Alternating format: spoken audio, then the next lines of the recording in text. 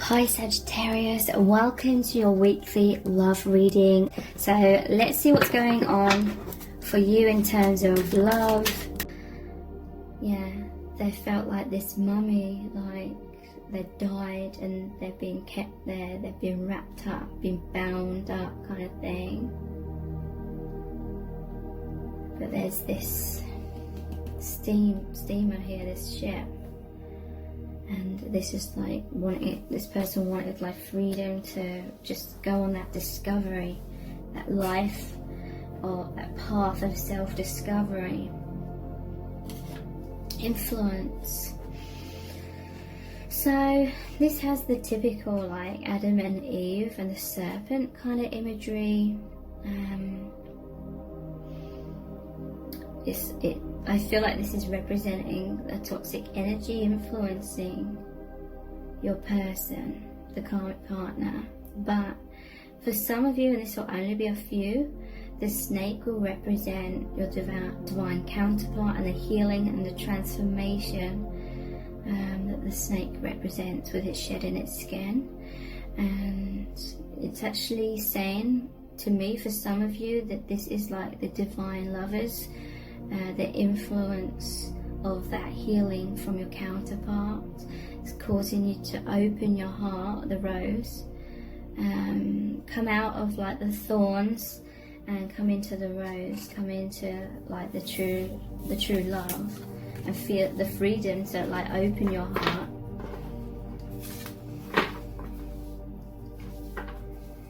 Okay, so I'll look at the tarot a little bit longer and then we'll look at some more oracle cards. This is the Mermaid Tarot.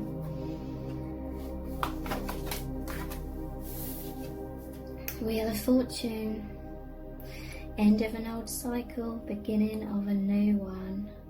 There was some sort of shipwreck. This is like the Tower card. Or there was a lot of Tower moments in the karmic situation, and it just felt like you'd sunk, or your person had sunk to the bottom of the ocean, and you're just sort of left there stagnating, all these barnacles growing upon you kind of thing. But there's an ending of that. There's a rising up, coming back up to the surface to have that brand new start. Yeah, in that darkness, in the sunken ship of your soul, so to speak, you found there was treasure there. There's things to be learnt. You learn about yourself. I feel like this person even helped the karmic to see themselves more as a treasure and help with their healing somewhat. This is like, yeah, to go through suffering and difficulty, but you come out with a reward.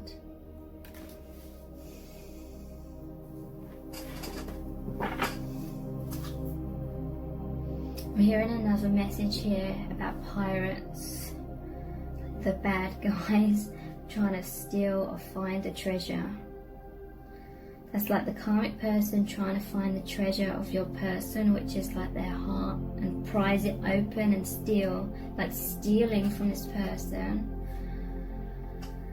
Like emotionally, in some cases maybe literally, but emotionally, trying to steal things, trying to do things the wrong way, rather than like earning the right through self-healing to align with like a divine love, happy relationship kind of thing.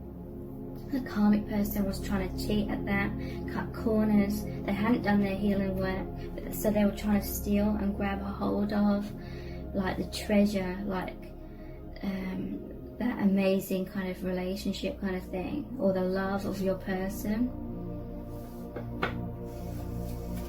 But it doesn't work that way.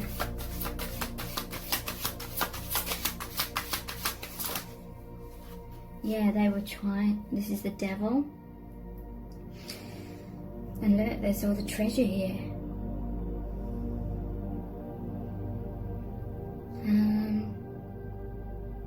Yeah, trying to steal away. Maybe finances as well.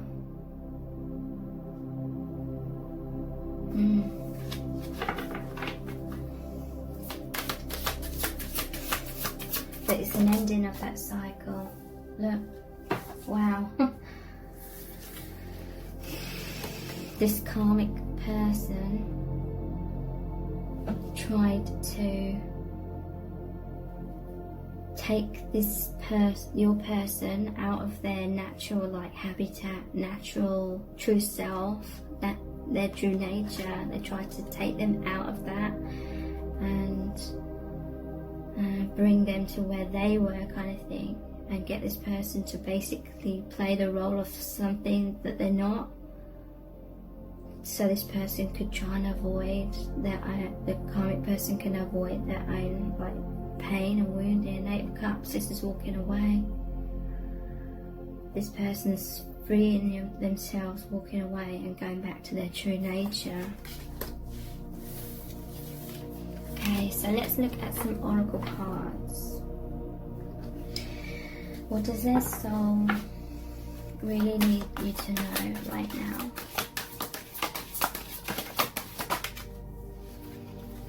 Sexual freedom.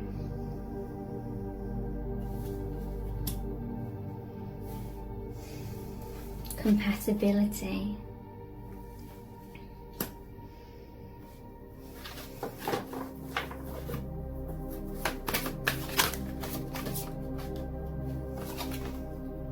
The Garden.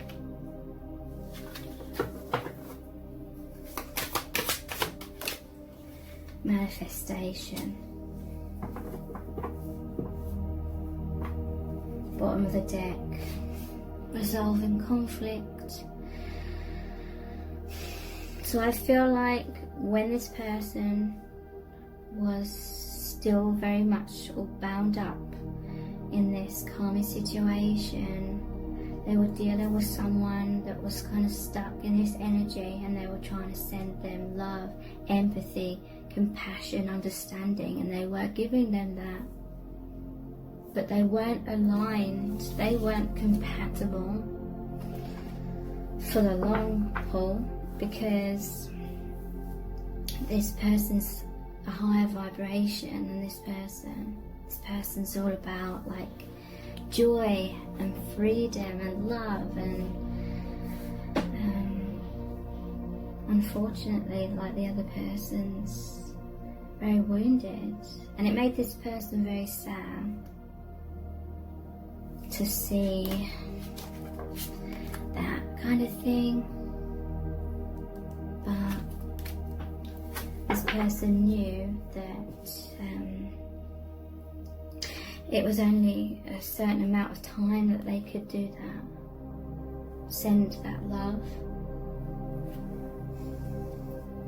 But the other person was hoping it would be forever. But they need to do their own healing work. Sexual freedom.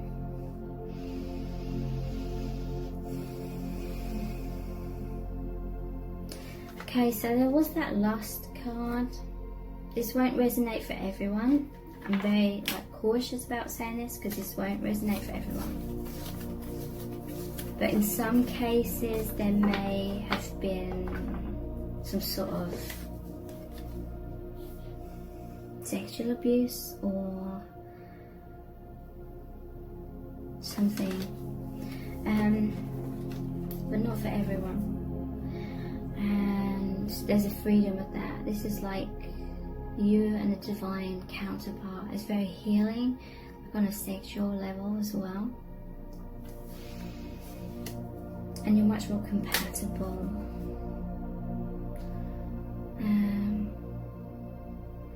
To me, this is saying you're saying farewell to the karmic person. It's like your path crossed, but now it's time to keep moving forward in your lives in different directions. But you're much more compatible with the divine counterpart. The Garden, it's time for healing and resting. You've manifested this. you've manifested being in your truth. There's a solar plexus here. The sunflowers, that's your confidence, your joy, being who you are, shining out your truth. And that's very healing. So much growth happens within you and around you. And this is like a huge, like a sigh of relief after like the darkness.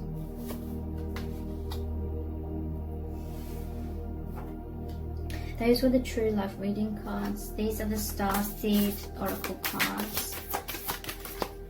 What does their soul want you to know? You're both being called to step up, be more of who you really are. It says soul gifts and training. So this karma was training.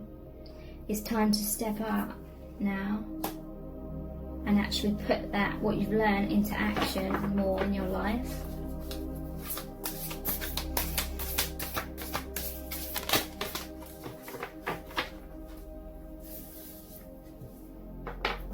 You got the love. Hadarian energy, codependency, and boundaries. Okay, so your light is very attractive, like it's like a moth to the flame kind of thing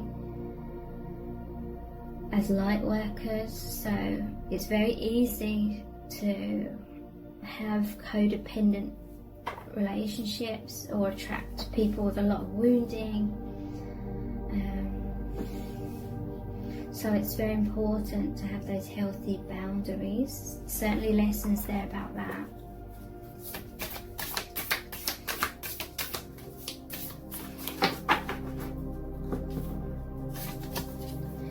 Water your garden. Wow, over the garden card. Nourishment, body care, tenderness and rest.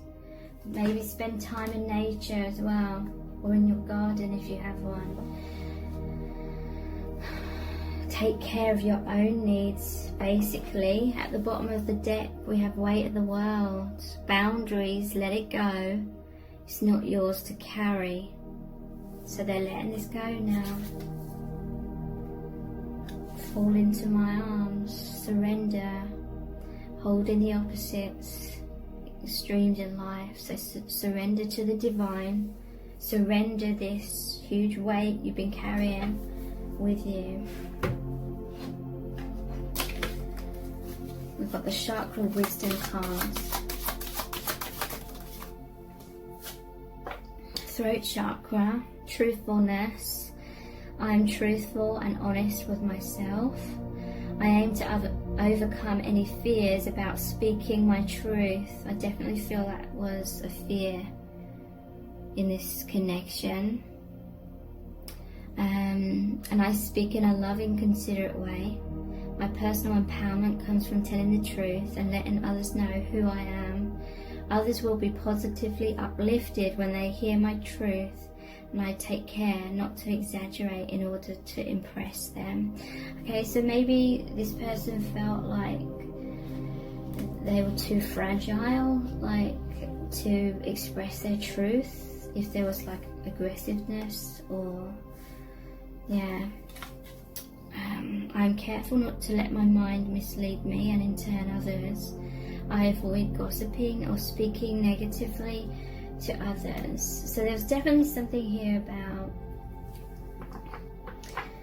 fears of not being like your divine counterpart, had fears of not being their true self. So they may have manifested something that really like exaggerated that, where they really felt like they could not be their real self in like major ways. So they're learning to just be more of who they are.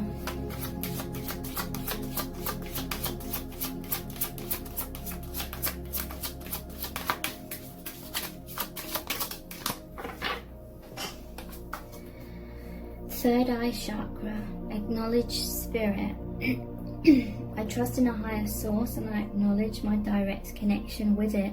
In the stillness, I listen for the wisdom inside and I am open to the spirituality that is within and all around me.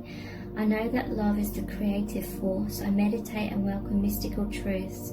I am open to seeking guidance in my spiritual quests from a spiritual teacher, master or guru. So this person's acknowledging spirit much more through your connection. It's really assisted with that, and they're receiving that divine guidance that they're trusting in a lot more. We have third chakra, the solar plexus, self-worth and self-esteem. I honour myself by doing things that please me, not only those that please others. I am empowered as I release the need to live up to other people's unrealistic expectations of me. When I respect and approve of myself, others will naturally do the same. I teach others how to treat and respect me by how I treat and respect myself. I know I am worthy of love and respect the boundaries I create with others. Acknowledge my self-worth, okay? But you know, that's easier said than done sometimes, because in some cases when someone tries to assert boundaries, if it's a really toxic situation, the other person will just like flatten or walk all over those boundaries kind of thing, and use like scare tactics. These are the Universal Love Oracle cards. But this person, they are creating those boundaries now by walking away. Relationship. This card is about relationships on the outside reflect the relationship that you have within yourself.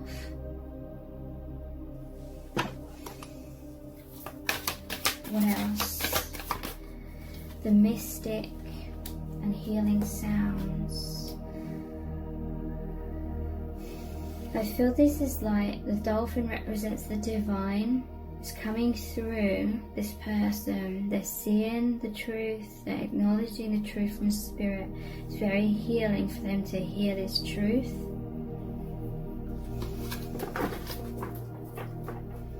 And healing sounds, it's like they're nurturing themselves.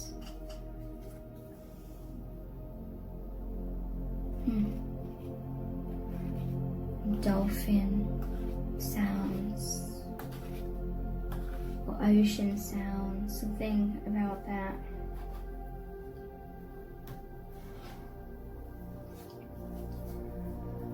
Okay, this is like the sound waves, the sound of the divine, the truth from the divine is penetrating like deeply and creating like that vibration, and this person's picking up on it now. Connections help them open their third eye even more. So we're finishing this reading with a Rumi Oracle card. This is going to be a super powerful message from the divine. What do you really need to know about this connection right now?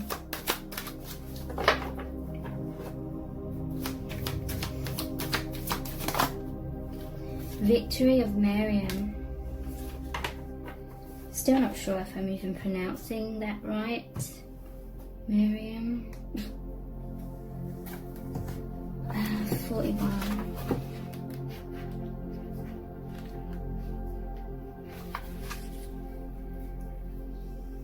If you are longing to caress the moon, don't turn away from it.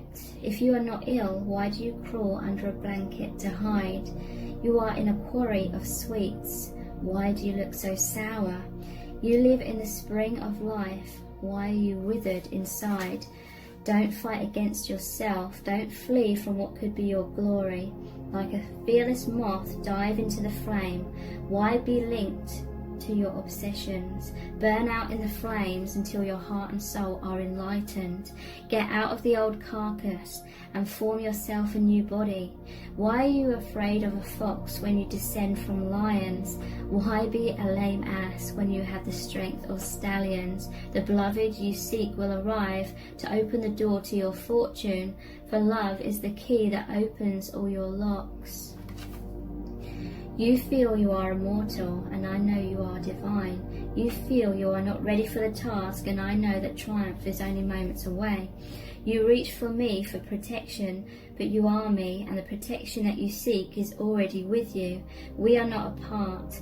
I am living through all that you are, and all that you love, all that you have lost, and all that you offer to me in surrender.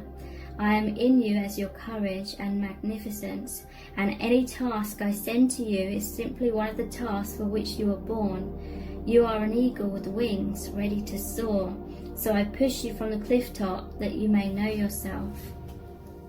This oracle brings you a message of affirmation and success. Your victory is already assured. You're being led into it now.